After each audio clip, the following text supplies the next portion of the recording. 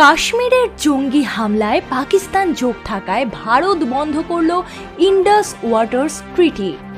কিন্তু কি এই ওয়াটার্স ট্রিটি? 1960 সালে ভারত ও পাকিস্তানের মধ্যে স্বাক্ষরিত হয়েছিল ইন্ডাস ওয়াটার্স ট্রিটি। এই চুক্তির মধ্যস্থতায় ছিল ওয়ার্ল্ড ব্যাংক।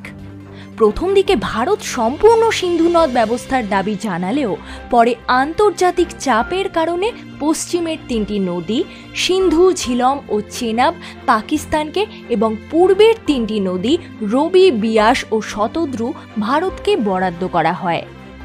চুক্তি অনুযায়ী ভারত পূর্বের নদীগুলোর উপর পূর্ণ নিয়ন্ত্রণ পেলেও কৃষি ও নৌ পরিবহনের জন্য সীমিত ব্যবহার করতে পারে পশ্চিমের নদীগুলো থেকেও। চুক্তির শর্ত বলছে ভারত বা পাকিস্তান নিজেদের প্রয়োজনে ওই জল ব্যবহার করলেও কোনো অবস্থাতেই জলপ্রবাহ আটকে রাখতে পারবে না। ভারত সেই চুক্তি থেকে বেরিয়ে এসে জলপ্রবাহ আটকানোর হুমকি দিয়েছে।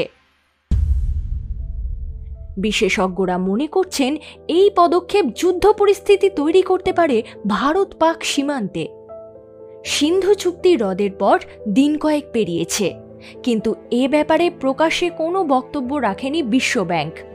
তবে বিশ্বব্যাংকের এক মুখপাত্র সংবাদ মাধ্যমে বলেছেন, চুক্তি সংক্রান্ত সার্বভৌম সিদ্ধান্ত সে দেশগুলি নিয়ে থাকে, তাই এ ব্যাপারে মতামত জানানোর জায়গা কম।